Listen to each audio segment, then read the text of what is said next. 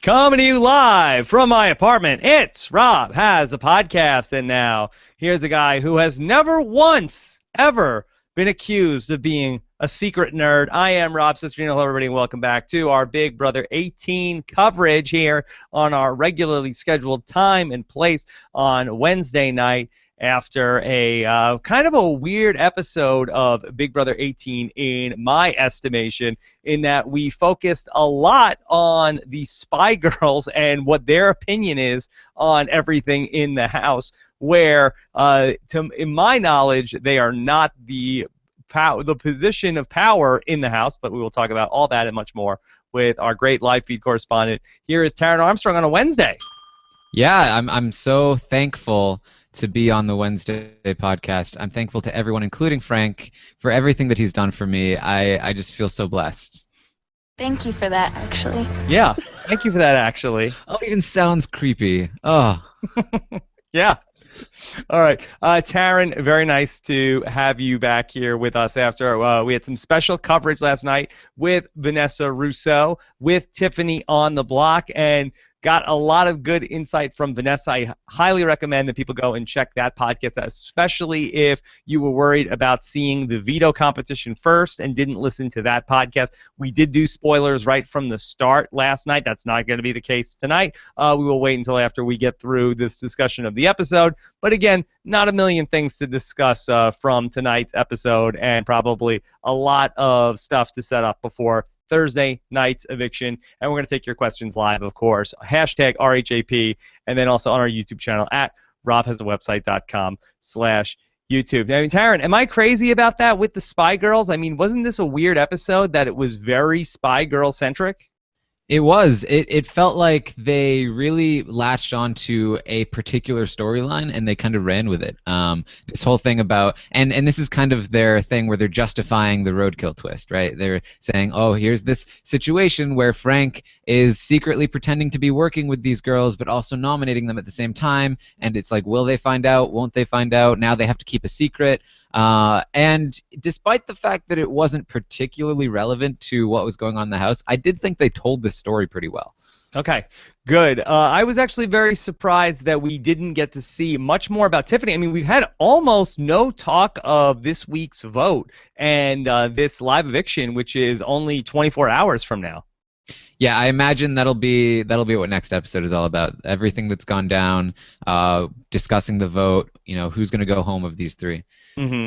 All right, well, let's get into, we got to start here with our lead story of everything that's going on with Frank and Bridget, as you referenced at the top of the show. We made all the jokes coming into this week that, this was going to be Frank's HOH. Well, it turns out it was also Frank's veto with Bridget, and, it was hard to tell with not being on the live feeds as much whether or not, boy, is it just sort of like joking around? Is Bridget playing Frank to some degree? Is she sort of just trying to stay out of the fray? I felt like that from what you saw tonight. I thought it probably looked worse than anything that we could have expected, not seeing those live feeds 24/7.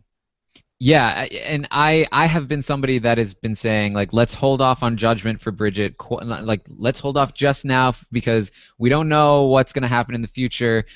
She had talked previously in previous weeks about how she didn't trust Frank very much, but it turns out that was just because he wasn't talking to her, and she probably just felt kind of jealous because she is 100% on Team Frank. She talks about it in her HOH blog. She's talked about it on the feeds to us, and we saw in this clip tonight, she is just like in love with him. It's ridiculous. Because when Alex and I did the show this week, we talked about, well, what are some things that Tiffany could do to try to get out of a position where people were looking to send her home this week? And the thing that we talked about was, okay, what needs to happen is that Bridget needs to find out that Frank put her up on the block with the roadkill twist in week 1. In our wildest dreams, we could not have ever thought her response would be, Thank you for that, actually. Thank you for that, actually. Yeah, it really feels like like they've been setting this up in the diary room. They like getting her to say like when I find out who nominated me for Roadkill, like they're dead meat. Maybe right after that she was saying unless it was Frank, in which case, oh, thank him so much. Taryn, is it possible that she said in the diary room, when I find out who nominated me for the Roadkill, they're red meat? That's the delicious dinner I'd like to have with that person. Yeah, the bloomin' onions. Yeah. Yes. Again, what a delicious steak they served in the backyard last night. This is a damn good steak. This thing is cooked to perfection, and I'm all about it because these biceps ain't gonna feed themselves. So your boy needs his meat. Yeah. Right. I'm surprised you didn't talk about how much Cody needed his meat as well. Yeah. I remember this competition blowing up in my brother's face first round in his season. Yeah. Okay. Sorry. Don't mean to get distracted with talking about the Outback. So with Bridget and with Frank, I mean, this was really so disturbing, especially when you take a look at the sequence of events, if like throughout this whole week. So Bridget ends up coming into power. She becomes the HOH. Her ideas get completely railroaded by the will of what Frank wants to do. All of her ideas for the week get shot down. She's totally fine with that. She's cool with it. Whatever you want to do, Frank. Then she wins the veto as well. And in the process of winning the veto, Frank goes to celebrate with her and then almost sprains her ankle, if not worse. Like, he physically hurts her. Like, he subverts her game. He shoots down all her ideas. And then finally, he reveals to her, at first he reveals to us, and like, hey, she's getting closer to me, so I figure now it's the time to manipulate her even more. And then he reveals to her what he did, and she gives us... Thank you for that, actually. Thank you for that, actually. Yeah, it reminds me a lot of this one person in Big Brother 16. It started with a V. Victoria. Yeah, a lot like Victoria. Yeah. No, it's so bizarre, this whole thing. Now, Taryn, that you're, watching this as it unfolds in the real time. I mean, in Bridget's mind, is this a romantic relationship, or is this just that she trusts her life in the game implicitly with Frank? I think she absolutely trusts her life implicitly with Frank. As I mentioned, she talked in her HOH blog about, Frank is just so unbelievably good at this game. Everybody trusts him. He has control over everything. I want to go to the final two with him. But it feels like there has to be something else there. I mean, she does have a boyfriend, and I think when she came into the house, she talked about like, I'm not allowed to sleep with any guys in a bed together, and yeah. Hold on. Let me check this out. Hold on. Okay, just double checking. Yeah, for the listeners and the video podcast, Rob has the screenshot of Bridget cuddling with Frank in the background. So that has certainly changed. Right, and just to give some context to that, so from the live feeds, this conversation takes place after the Outback dinner where there were copious amounts of beer served, some big, some bloke-sized beers that were served to celebrate the mateship of everybody at the Outback? The mateship, yeah. I was like, did you know who this Australian guy was? Because I've never. Know. Is he a guy? I felt like that for me. I thought it was like on Big Brother Canada when the guy who owned the furniture store came in. Mike Bell. Yeah, that's what I was saying. I was like, who's this Australian? Like, we need Mike Bell in here. He's way more famous. As far as I'm concerned, I don't believe there is like some sort of spokesperson for the Outback. I don't know who that guy was. Just random Australian guy. Random Australian guy. Make the connection. Really, that I think it's worth a podcast at this point to the greatest product placement in Outback restaurant history on CBS reality between who could forget Sandra Diaz-Twine in Heroes vs. Villains. Of course, when Spencer and company went to go have pineapple Ritas in Survivor Cagayan. Is this the first time on Big Brother, or have we done this before? I mean, there have been. I feel like we've done it before on Big Brother, too. There's been like McDonald's and stuff like that. I don't remember Outback in particular, but they have done this sort of thing before. And I'm also being told in the chat that very much like Mike Bell, this is just a dude that's in Outback commercials. So yeah, Adrian Richardson, who Yeah. got more airtime than many of the Big Brother 18 players. Yes, including Glenn. Include Glenn for the season. Yeah. I hope that Glenn, wherever he is being fed hearty portions of the Outback. I hope that hopefully that's just where he's holed up in like an Outback somewhere. Yeah. In fact, that I believe the twist is going to be called the Out Battleback. What do you prefer, Battle Outback? Battle Outback, I think works just a little bit better. All right, Glenn and Jose.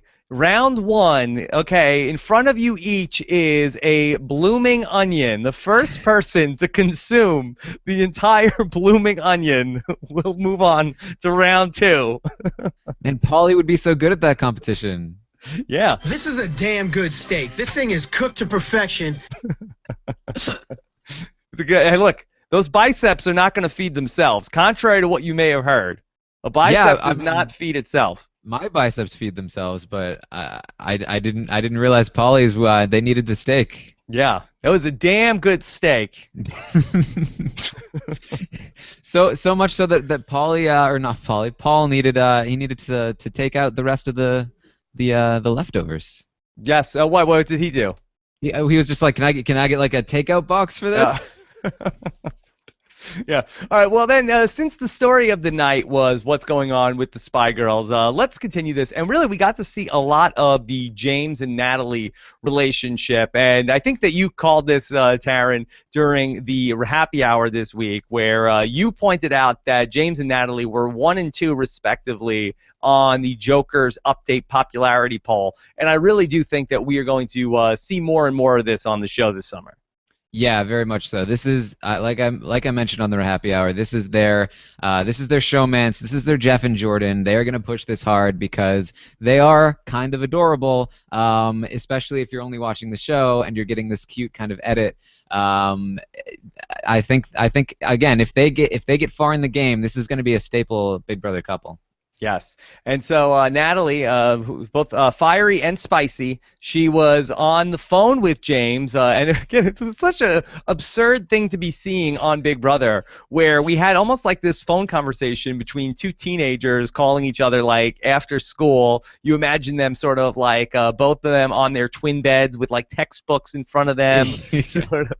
And then it was like literally Frank coming in like, James, dinner, come on, get off the phone. And they're even like gossiping and telling each other secrets and, oh, don't tell your best friends. Yeah, so crazy. And so James ends up revealing to Natalie about how that, okay, it wasn't this person, it wasn't this person, and ultimately he never says it was Frank's name that nominated Bronte, but does reveal to her that it was Frank who put Bronte up on the block in the roadkill. And I guess the point of what he was saying was that it was important for Natalie to try and win the veto, because then she could then make sure that that if Bronte comes off, then she wouldn't end up going up on the block. Taryn, was this a good idea to give Natalie this much information? Not in particular. I mean, like he did. It's good for him to give her the information in the sense that it's building more trust with her. I know that a large part of why he did it was to test if Natalie was trustworthy, if she was going to give out that information, and so that's another aspect of it. But ultimately, yeah, she didn't really hold it in very well. You know, she made it very obvious that she knew something, and that kind of comes back on James. And this has been kind of putting a target on his back in a way that wasn't quite necessary. You know, and it's weird because on the podcast all season long, especially over the last week or week and a half, we've all been talking about sort of the rise and fall of the 8-pack and how there are all these cracks and fractures that are forming in that group, the 8-pack plus Paulie. But yeah, 8-pack. That's a Freudian slip. We need Johnny Mac to come in for the 8-pack. So we've been talking about that group and how they're splintering. But I'm wondering, are we starting to see the cracks forming in the Spy Girls, because they look like they were all on the same page, but we had conversations tonight of where you had Natalie saying, okay, I trust James, but I don't trust Frank, and Bronte and with Bridget saying like, hey, well, you know, how you feel about James is how I feel about Frank, and I don't trust James because he's only looking out for you. And I wonder, will it be boys that pull the Spy Girls apart? It could be. To be fair, though, it was the Spy Girls were really always Bronte and Natalie, and then the third was kind of Bridget, and that is kind of what it remains. So the cracks were kind of already there, but this is certainly pulling them even further apart, this whole Frank and James thing. Okay.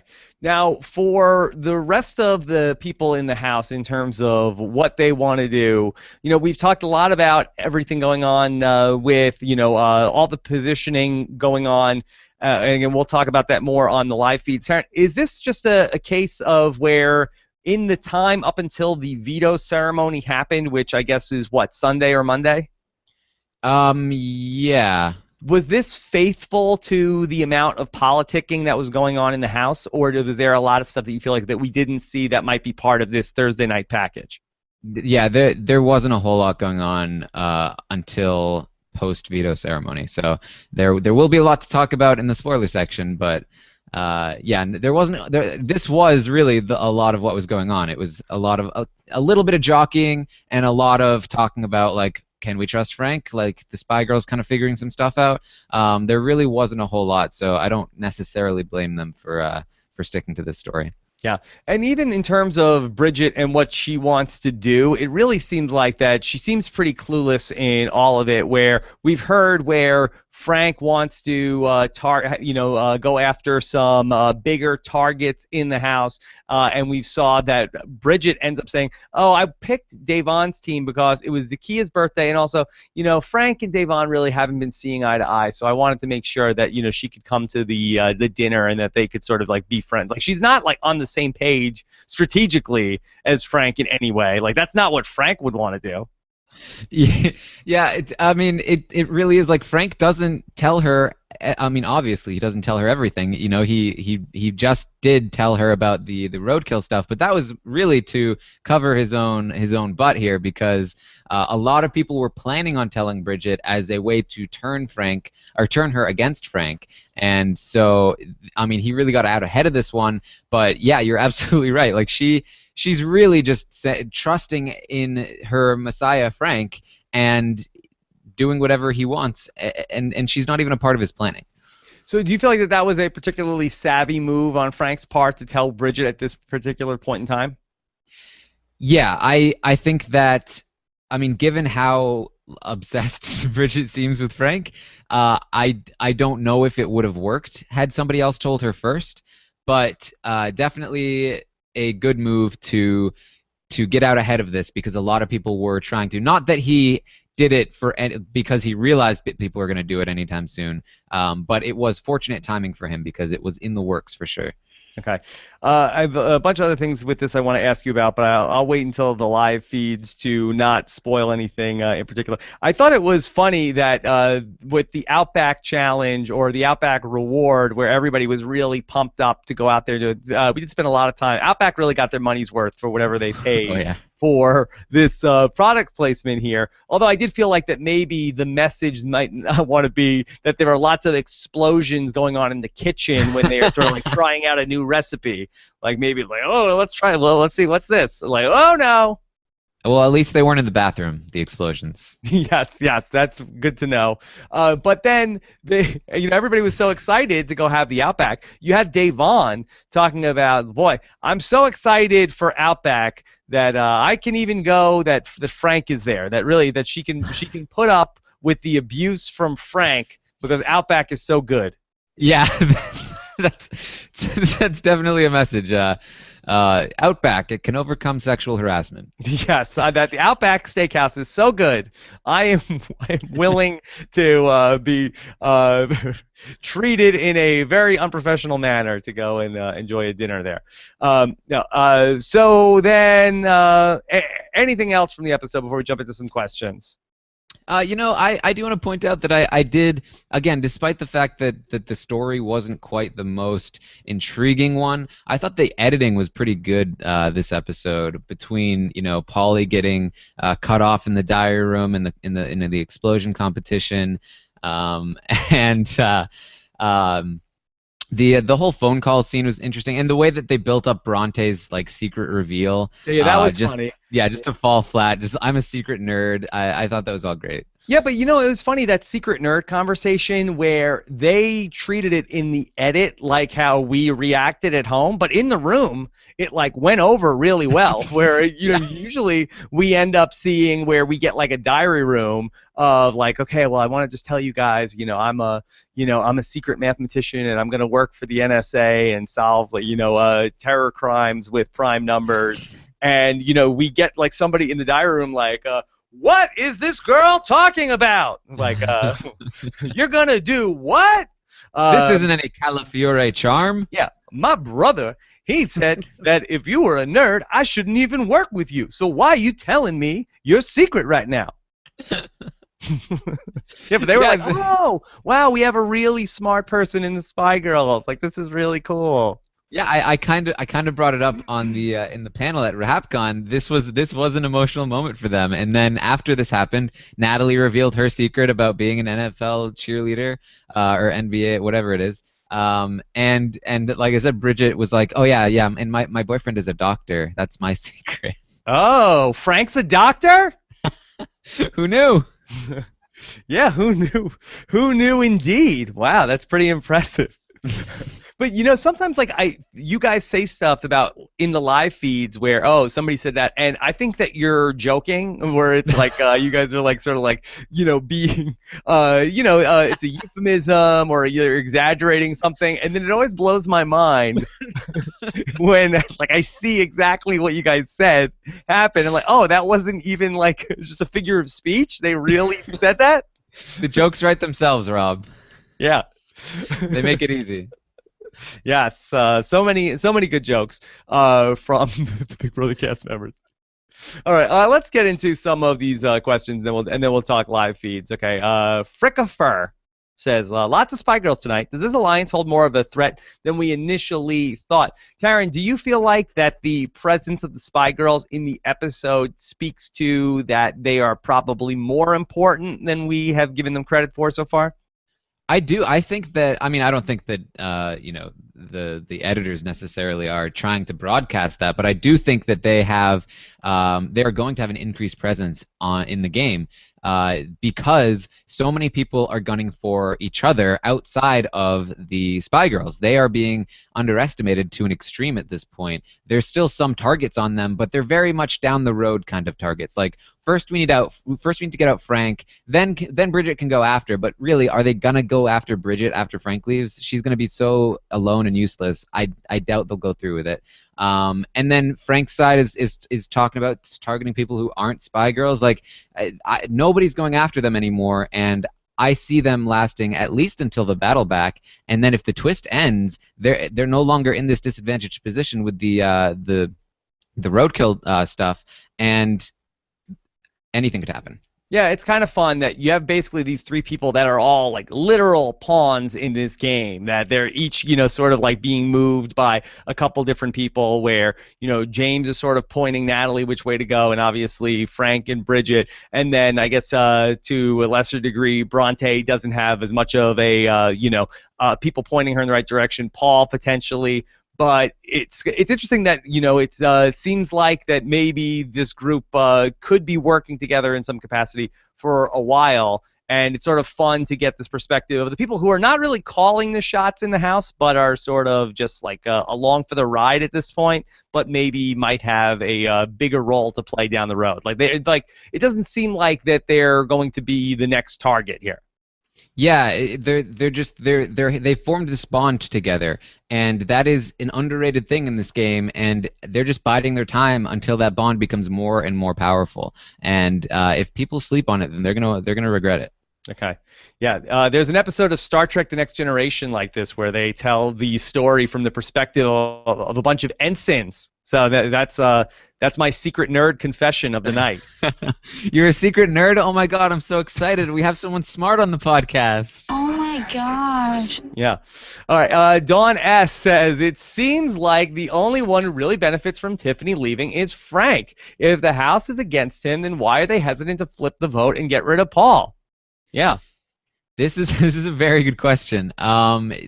Really, it has to do with a couple of things. One is just kind of momentum.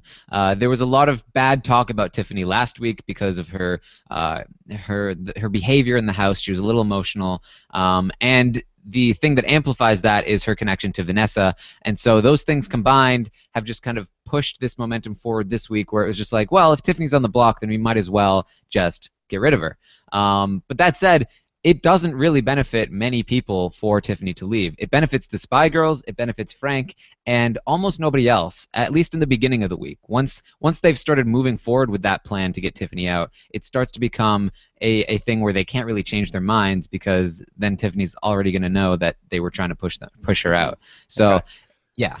Well, more on that to come when we talk the feeds and talk about the latest developments. Ram01099, I may be wrong, but did Frankie Grande get more airtime tonight than Michelle? Who wants to shine bright like a Frankie?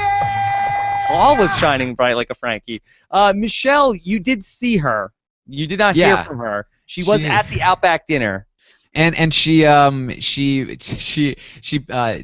made a mistake when talking about the veto, saying that if Natalie took Bronte off, then Natalie would go up, and I think that was about the extent of her contribution to the episode. Yeah, I was hoping you were going to get to see her rap. That I did watch that YouTube video of her dancing after the Outback Challenge. Yeah, I figured we'd get some of that drunkenness, but I guess it wouldn't have reflected great on Outback. I don't know. Yeah, that's the problem there, where it's like, boy, people get pretty drunk going to Outback. Like, boy, I guess these contestants really got overserved eating at the Outback. I guess maybe it was irresponsible to give them those big bloke beers after being on slop all week. Well, you know Outback, they're party central. Everyone knows you go to Outback, you're not coming home anytime soon. Yeah. Is that what happened to Glenn? He's still at Outback? Okay, let's do a couple more questions and then talk live feeds. I drum, you strum. Did Bronte fail the math roadkill because she only uses prime numbers? Taryn, I know that you are a big fan of math and science and are not shy about telling that to us. So what is she talking about? What is she going to do with prime numbers? I have no idea how she's going to fight terrorism with prime numbers. Like 7!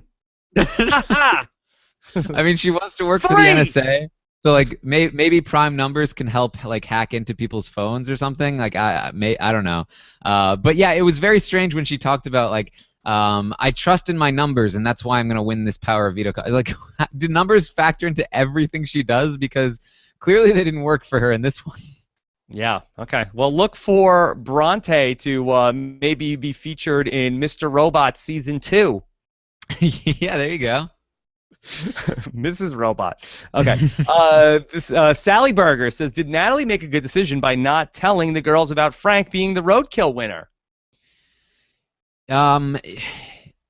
I think what she did was bad, right? She didn't tell them, but also did tell them at the same time. Basically, she told them that she made it very obvious that she knew something, but didn't tell them that she knew something, which made it obvious that James had told her something, and they went out and started investigating. So, I mean, I like the thought behind it, but if you're not going to say anything, just keep completely quiet. Don't let on that you know anything at all. Yeah, that was not a great look when she ended up saying about how, I know for a fact I'm going to go up on the block if you come down. And they're like, well, who won the roadkill? Like, that I don't know. That I don't know. I just know that I've been told that I'm definitely going to go. And then that led to that really funny scene with James and Bronte, where Bronte was changing her top in front of James, and he was just like completely like homina, and he could not even get a sentence out, James. This is the worst time to be talking to James. Even if he wanted to tell you who the roadkill winner was, he wouldn't have been able to think of it. Yeah, that's right. So for James, or I'm sorry, for Bronte, was that intentional? Did you feel like did she say like, okay, I'm going to, in true Spy Girls fashion, that I am going to get the information out of James. I know his weakness, and that I am going to be able to distract him and hypnotize him and be able to tell him to give me the information? I mean, we can never know for sure. If I had to guess, I would say probably not. It's not really Bronte's style, and I don't think she would do that to Natalie. But it's definitely a poorly timed changing session. Any fan of the show should know, if you don't want to have your changing session be aired on national television, don't talk game while you're doing it. Yeah. Oh, what the hell? Yeah. James, that's a BB18 quote. All right, let's get into talking about the spoilers, because we got a lot of stuff to talk through, and then we'll take more questions. So if you're going to be leaving us, we will be back on Thursday. That is going to be live at 10:15 p.m. Eastern Time after the eviction. Hopefully we'll have a new HOH to discuss and much, much more on our next edition of the BB podcast. But until then, let's talk spoilers here. Here we go. The Office of Civil Defense has issued the following message. This is a spoiler. Warning. A spoiler. Warning means that an actual spoiler against this country has been detected, and that protective action should be taken. That's for you, Bridget and Frank. Stop it. Knock it off. Yeah. All right, Bridget, are you ready? I'm gonna give you spoilers now. Thank you for that, actually. Oh, you're welcome. All right. All right, Taryn, let's talk about what's going on with spoilers. And all right, so 24 hours ago, we were talking with Vanessa, and we said, okay, things are moving, things are happening, the wheels are in motion, and really by the end of the podcast, we really put the hex on Tiffany, right? Yeah. Yeah, there's a kind of a lot of moving wheels here, and certainly last night was one of the more eventful nights of the entire season so far. One of the things happening is that separately, Nicole and Devon are kind of starting to think maybe we want to keep Tiffany, because they had decided that they wanted Tiffany to go all week up until this point. But Tiffany, to her credit, has been doing a really good job of laying really low, and really the best kind of campaigning is the kind of campaigning you do when you don't realize that you're going to go home, because you get to play the naive, I'm completely loyal to you, I'm going to do whatever you want card. We saw it happen in Big Brother 16 when Zach Rance got saved and didn't even know he was going home. Absolutely, and we saw it with Austin as well last season. It's very effective, and it was working on Devon and on Nicole to some extent. And so they were both separately coming to this conclusion that maybe we want to keep Tiffany. Nicole, at the same time, is starting to think, I might want to work with Frank too, because Frank is so. Because Frank is such a pariah, because he's not coming after me, maybe I can use him as a shield, as a blunt instrument, ride him all the way down to the end, Janelle style, and hope that that is going to be a successful strategy for her. So that's kind of in the back of Nicole's mind as this is happening.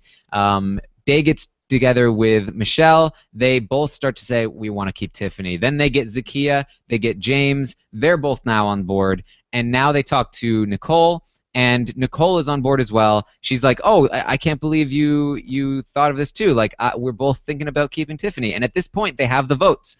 It was Tiffany, about like 6 p.m. Big Brother time last night, right? Yeah, this is right about... right about when we were going to talk to Vanessa. Yes, exactly. At this point, they have the votes, and they're saying, you know, the biggest opposition is going to be Paulie, because Paulie's been the one pushing to get Tiffany out the most throughout the week.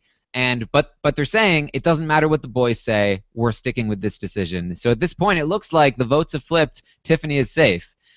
However, Zakiya goes to talk to Paulie, and Paulie channels his inner Derek and just shuts all the fun down. Just says, hold on, let's not get crazy here. Let's follow the script, follow the plan, and Zakiya falls in line with that. Then they all get together in the backyard and they talk about it, and pretty much everyone is like, we want to keep Tiffany, but Paulie pushes very hard to make sure that Tiffany is gone, and eventually flips everyone back in that backyard to his way of thinking. And Nicole, so much so that Nicole is now saying, "Oh man, I can't believe Devon convinced me. She's so untrustworthy. She just wanted me to piss off Frank so that Frank would go after me instead of her. Now I'm going after Devon next week." Why is Paulie so against Tiffany? This is Is it because, as Vanessa theorized about how that Tiffany didn't tell him about the 8-pack when he wasn't in the 8-pack? I think that is a small part of it. Honestly, I think this is a strange case where if Tiffany goes home, and she probably will, it's like 95% because she's Vanessa's sister. Everything that Paulie said to say we need to get Tiffany out was she's Vanessa's sister. He had no other reasoning than since she's Vanessa's sister, she's gonna find us out later. She's a long-term threat. Cody's brother. Yeah, exactly. Cody. Yeah. Yeah, and I still think that Paulie is in a pretty good position and he's playing a pretty good game, but this is a pretty big mistake. I think that he had Tiffany in a good spot last week. Tiffany trusted him. He could have used her. He flipped out on her because she was, he didn't flip out on her, but he turned on her because she was being so erratic, supposedly. But again, I think this is mostly because of the Vanessa bias, and it got to the point where at this week he's so against her that he's willing to expend all of this social capital to make sure he's gone. And by this point in the week, when the vote starts flipping, he really does have to continue along this line because he's been pushing her so hard that that she's realized that she's not close to him anymore. And if she does stay, it'll be very obvious that he had been trying to get her out and only capitulated when everyone said, no, we're not going to do this, and that would be a bad spot for him. So it was kind of a damned if he does, damned if he doesn't situation. Luckily for him, he got out of it kind of clean, but he did have to push really hard, and that's not going to look good for him moving forward. I can smell a jerk from a mile away. Yeah. Me too. Okay, so Taryn, then let's outline. Okay, so it's almost 7 o'clock Big Brother time right now as we get ready for the last night, the last stand for Tiffany. Has there been any talk today about what that plan looks like? The plan for the Tiffany. Vote? For Tiffany. Devon still wants to keep Tiffany, and she is going to probably give her a vote regardless of where everyone else falls. Michelle might do the same. However, Devon does understand that we no longer have the votes, and it's looking like Tiffany is for sure gone at this point. Something drastic would have to change. Tiffany would have to realize that she's going home and really just cause a blow up or something. She has to throw a Hail Mary now. Yeah. I mean, it seems like it's such a shame to have Tiffany go out at this spot because I just really feel like that there's this untapped potential. And I think she's actually a pretty good battle back candidate to come back. If she goes out in this spot on tomorrow night, she really would have to just beat she'd have to win 2 battle back matches if it does go in this tournament form. And I definitely could see a scenario where there's something that, it ends up being something that's not just where it's a physical thing, or I had brought up if it was going to be endurance, but I don't think there's going to be enough time for it to be endurance competitions. So I feel like you could see a scenario where she's the battle back returnee. I hope so. I think that of anybody that was evicted or will be evicted of this first 5, she will probably deserve to come back the most, just because the way that she's going out, again, it's really mostly because of her sister, and I think that if she had come into this game without that connection, without that attachment, she would not be going out in this spot. And so I think if anyone deserves a second chance in this game, which I don't think most people do, it would be her in this scenario. Yeah, and of the 4 players that are going to be in this battle back for now, far and away, the most upside and the most capable player, and it's not even close. Oh, yeah. I mean, barring the Messiah, of course. Yes, that's right. Trust me, I'm going to have no problems with getting everyone on board and getting Paulie out of the house this week. Yeah. Trust me. So, yeah, I do hope that Tiffany is able to work her way out of it, just because I feel like that we didn't get to see her do anything, even this week, that this is her week where she's on the block, and she really doesn't even know it, and she's got almost no airtime these last couple episodes. Yeah, I will say though, again, even though what she's doing isn't flashy, she is doing a very Oh, I solid get job it. of, Yeah, yeah, but I think it's it on, makes a lot of yeah, sense. Where we touched on this a little bit, where it's like, oh well, she's panicky. Like when she got nominated with the roadkill, the way that she reacted to that, I think it definitely did put people on edge. But this week, I mean, you can't say that she's been like, oh, she's running around the house like a chicken without a head and she's being so emotional, because she definitely has not. So it's almost like that she's done a really good job of dispelling that myth this week, but unfortunately that there's just too many factors working against her. yeah, exactly. She's really done the best that she can this week. I think they're the best anyone could ask of any player, any any like good decent player. She's done very well, but again, the sister thing just really hurts her. Okay, so let's assume the worst for Tiffany right now, where she's going to be the person who's voted out. Do we have an idea on the vote count yet? Do we imagine that the votes are going to just all get together in the right direction and it'll be a unanimous decision against Tiffany? It should be everyone except for potentially Devon and even maybe Michelle, giving her some sympathy votes. Okay, that's interesting that Devon would give her a sympathy vote. I mean, is Frank going to be cool with that? She doesn't really care. But how could that really be? over Because I Frank. thought that this whole week was, okay, let's give Frank what he wants so we don't arouse any suspicion from him. Devon is not somebody who cares about that. She's somebody who is like, hey, I'm fine with keeping Tiffany and alerting Frank to this. Let's declare war. And kind of rightfully so, because she is the person that Frank is going to be coming after next anyway. So she has nothing to lose if she declares war. So yeah, but I mean, still, this sympathy vote, it may ultimately be a benefit to her unintentionally if Tiffany does come back into the game, but it's definitely not the most strategically sound move ever. Okay, so then let's start to pivot from that. Okay, assuming Tiffany goes out, I know there's been a lot of talk in the House about what is going to come next. You touched on that Nicole was really talked off of the ledge of voting to keep Tiffany by Paulie. If she ends up having a lot of conversation with Frank overnight, can you get into a little bit of what's going on between Nicole and Frank at this point? Yes, so this really, like I said, with the whole Tiffany thing, it really pushed Nicole over the edge, and she made the decision, I'm gonna go to Frank, and I'm gonna try and make an alliance with him. And so she talked to him, and they kind of formed a foursome with Frank and Bridget and Nicole and Corey. And this really would be a pretty dangerous group of people, depending on how the comps break out. However, this is very, very risky for Nicole to be doing at this moment. Especially because Frank is so erratic, and that immediately blew back on her. So she told Frank, like, I'm on board to get Devon out next week. I don't trust her. Let's form this four thing. And Frank immediately, and she even said specifically, don't tell Michelle about this. Frank immediately goes and talks to Michelle, and Michelle pretends to be on board with taking Devon out. So Frank is like, oh, good. So Nicole and Corey are also on board. And Michelle immediately ran back to Devon and said, hey, Frank is saying Nicole and Corey are on board to take you out next week. And Nicole walked in. They had a conversation where Nicole was trying to deny everything, like, oh, I was lying to Frank, but played it off very poorly. Devon saw. Oh my gosh. Yes, Devon saw right through it. So now she is extra skeptical of Nicole at this point, and lots of pieces are just dropping to the floor and scattering, and nobody is good enough to pick them up right now. So is the Fatal 5-4 done now?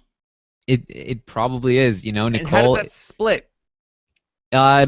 It will probably split because we've kind of got Paulie and Zakiya as sort of these middle people who, Paulie and Zakiya, they're still against Frank, but they're not totally with Devon because they are still close to Nicole and Corey. They have that showmance alliance that Devon is kind of technically a part of.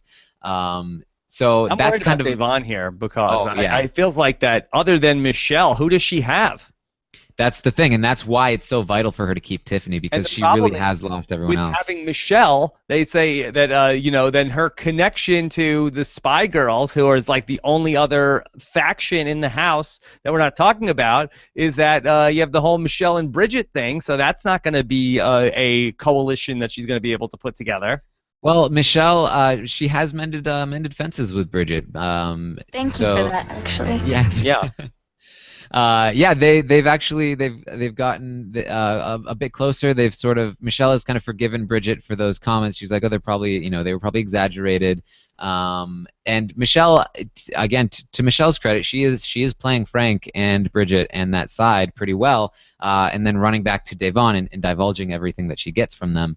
It's kind of Devon and Michelle on one side, with James James is pretty loyal to Devon, but he's also loyal to Natalie, and he's also loyal to people like Nicole and Polly, and so James is still kind of everywhere.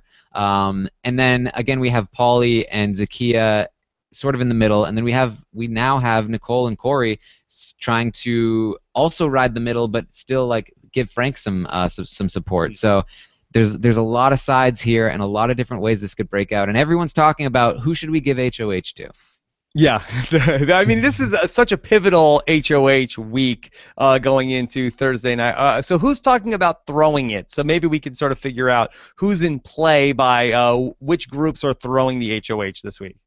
Oh man, this is some difficult stuff to keep track of, because not only are they going back and forth about whether they want to throw it or not, they're also telling different people different things about whether they're throwing it or not, because lots of people are trying to get Frank to throw it.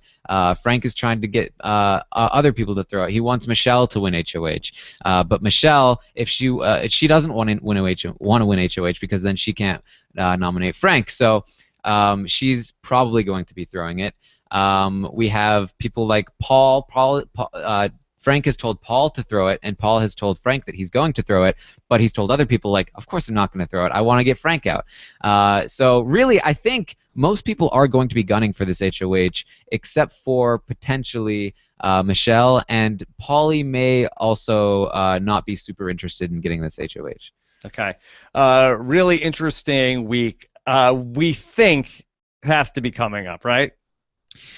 Yeah, I mean, we gotta hope so, right? I mean, no matter who wins HOH, you got to think that this is going to be like the real standoff going on this week. I mean, can you come up with a person that it would be a boring HOH week?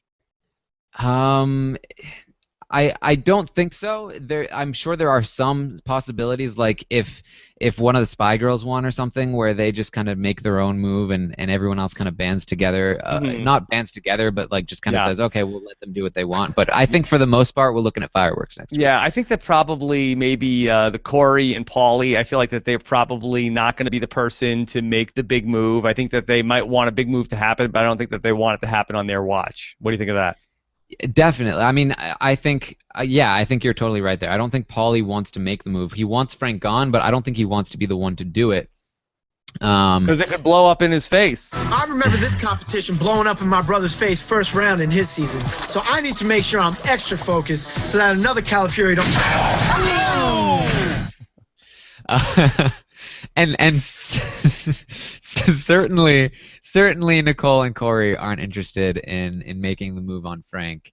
So I think they're both content to kind of sit back and wait to see which side gets power. Okay, Darren, when did this season turn into Big Brother 9? Because I mean, just take a look at the board right now. You have all of these pairs, which are in some degree, if not a showmance, at least a flirtmance, or at least a friendmance between. You have James and Natalie, you have Nicole and Corey, you have Paulie and Devon. You have Bridget and Frank. Who else am I missing? I feel like there's another one. Paul and Bronte. Paul and Bronte. I mean, that's 10 people in this cast right now. Yeah, yeah, very much so. Who knew? It seemed like they might have been going for Big Brother 15 with the roadkill twist being very similar to the MVP, but looks like they're getting a little taste of Big Brother 9 as well. Everyone's two favorite seasons.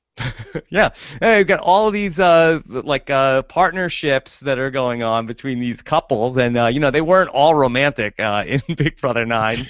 So yeah, it's really sort of a very weird thing, and I feel like that the best is yet to come. Like usually in the Big Brother season, we have a really chaotic first couple of weeks, and I just feel like that we sort of like kicked the can down the road a little bit on that. And I feel like that there's definitely going to be some fireworks happening in these next couple of weeks. And don't forget the battle back next Friday night as well. All right, let's get to some more questions. Lizzie Sadzi says, are you surprised by the lack of edit by Michelle/Big Mish on the edit since she's very prominent on the feeds? Yeah, I mean, like we said, this was a segment that was very attached to Outback, and so I don't know if they wanted to kind of move that. Can you set up that? Do you feel like that they were asking why hasn't Michelle been shown on the episode, or do you feel like that why wasn't that Big Mish segment shown on the episode? Well, I think if it's about the Big Mish segment, I think they just weren't interested in showing the drunkenness. If it's about Michelle in general, I think it's mostly just that Michelle hasn't been a huge presence as far as the strategy goes prior to the veto ceremony. I think that she will probably be a part of the next episode where we talk about keeping Tiffany and then everything that goes on with Nicole and Frank and then her running back to Devon. I think that she'll be a big part of the next one. Okay, let's take a few more questions. This is from Azriel. Was out in Chicago. Who should Frank? Tall. Yes, very tall. Who should Frank be targeting if he's going to take a shot at Day's side? Is she the smartest person to go after, or is it Big Mish? Big Mish is really catching on. All right. Who should Frank be going after? It's very difficult to know, because he's still so far behind on information about who's positioned where. Yeah. Go ahead. I feel like that Frank is coming out of this week, I think, in a good place. I think that maybe Frank's stock might have touched the bottom, and then I kind of feel like he's back up on the rise, because if the worm has turned against Devon and Devon goes out this week, I feel like that Frank has taken out his most vocal critic in the house, and I think that he might be set up now for a little bit, Frank. It's definitely true. He did reach his peak at the bottom, his valley, and he is sort of on the way back up, but he's not out of the woods yet. Most people in the house are still targeting him, and even if Devon goes, he still has to contend with Pauly, who is a very anti-Frank voice at the moment. So I think Frank needs at least one, two, maybe three competitions here to get out people like Devon, Pauly, and maybe one other person. Why is Pauly so anti-Frank?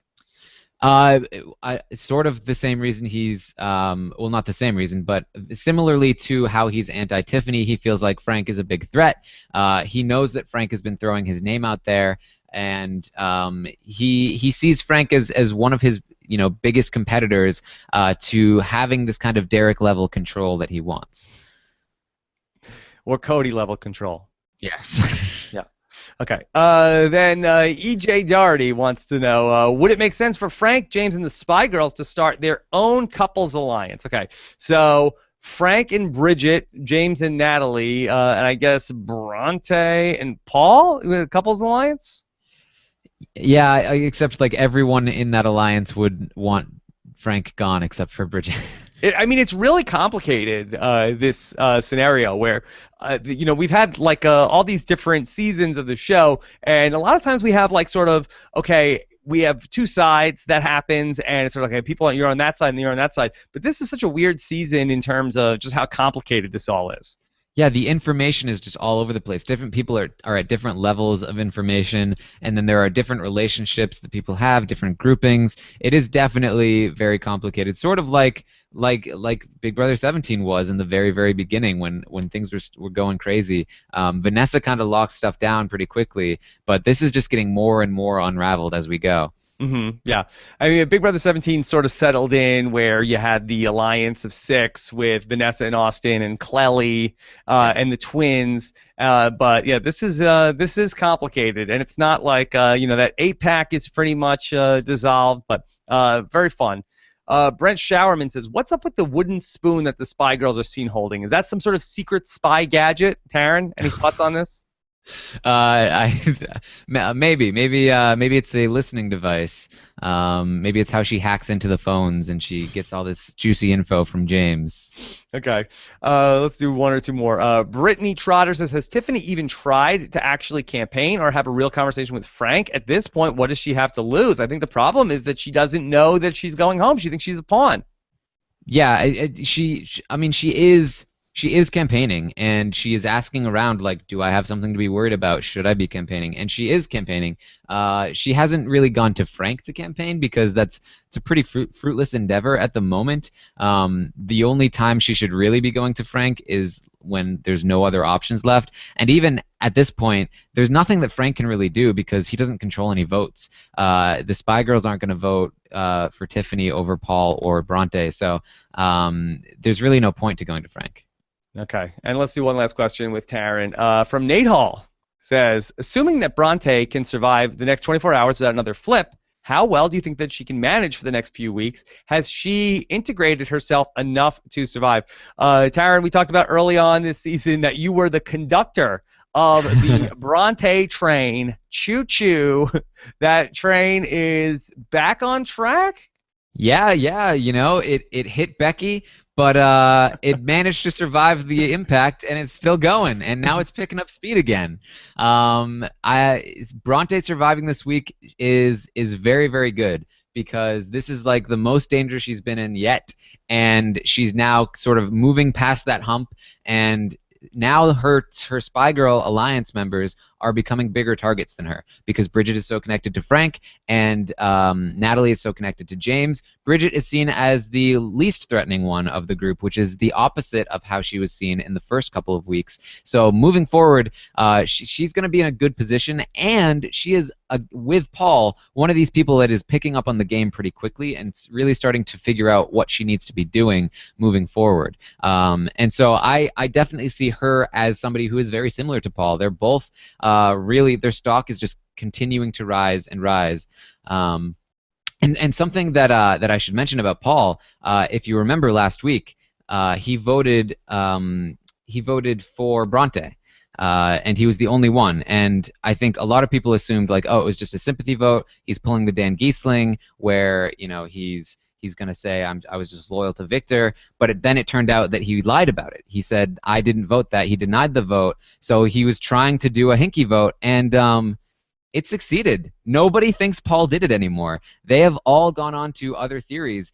This is something that's pretty tricky to do. Not a lot of people get away with hinky votes, and Paul, like Steve before him, has gotten away with this one. And a lot of people think it's like Frank or Paulie or somebody else. And interesting, or not Paulie, but a lot of people think it's Frank. Yeah, good on Paul. We haven't really talked about him tonight, but very, very much enjoying the Paul of it all here in Big Brother 18. So he's been very fun to watch. Taryn, the one knock on Paul at this point in time, the constant talk of the friendship here, which I don't believe that Paul is aware that many Big Brother viewers do not care for the term, the friendship. Is it possible, Taryn, that Paul could be a plant sent into the house by Cappy, Yvette, and Maggie, and Bo to go and restore the good name of the friendship? Undercover friendship member, yeah. And if you think that it's 11:30, lights out, bitches. If you think it's annoying watching hearing him say friendship on the show, you should not watch him on the feeds too often because it is definitely a thing that he enjoys doing quite a bit. Yes, he's bringing it back. He's the one person that can bring balance to the friendship. It's very much his thing, and it's very hilarious. Like, really, somebody like Zakiya should be like, hey, listen, Paul. Yeah. Friendship doesn't have the best connotation in Big Brother. Just stop with the friendship. All right, Taryn, is that the hashtag undercover friendship? Yeah, sure. Or undercover mateship? Oh, there we go. What do you prefer? I like mateship. All right. It's especially like gibberishy. All right, there you go. For the record, I would have voted for Glenn Diagram on the last Happy Hour. I loved Glenn Diagram. Yeah. People gave it to us anyway. They're good about that. They know the good one. Okay. All right.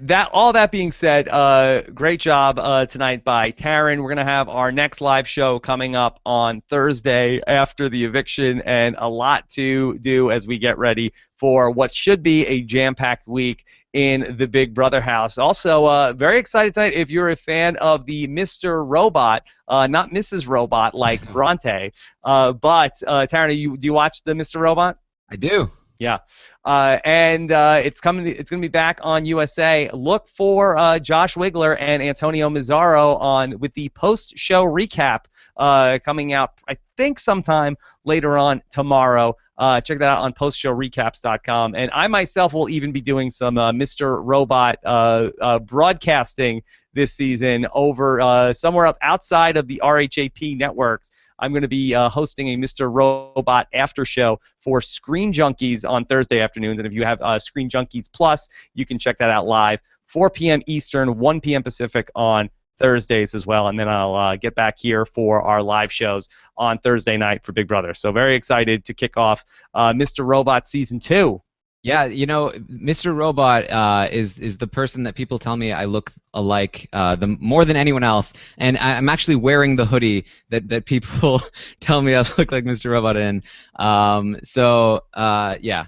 Yeah, very personal connection to Mr. Robot. Yes. It's a great show if people haven't checked that out. Very fun to watch, and Josh and Antonio really killing it on the post-show recap on postshowrecaps.com. All right. Love to hear what you guys have to say in the comments. If you haven't checked out our interview with Vanessa, I think it's a must listen. Really, really good. It's only about like 45 minutes long, so it's a real easy listen if you are out of stuff to listen to before Thursday's show. Even after that, I think it's probably still has some value there, so check that out. And then, Taryn, I will talk to you again back on Sunday night. Very excited, and I'm excited for the return of Brent tomorrow. Yes. Okay. He'll be back. I wasn't sure. I wasn't sure if he was going to be home or not for Thursday night. I think he is. Okay. Good. I wasn't sure. I didn't have the confirmed information. All right. So good stuff, and hopefully plenty of good stuff on the live feeds going on tonight. Take care, everybody.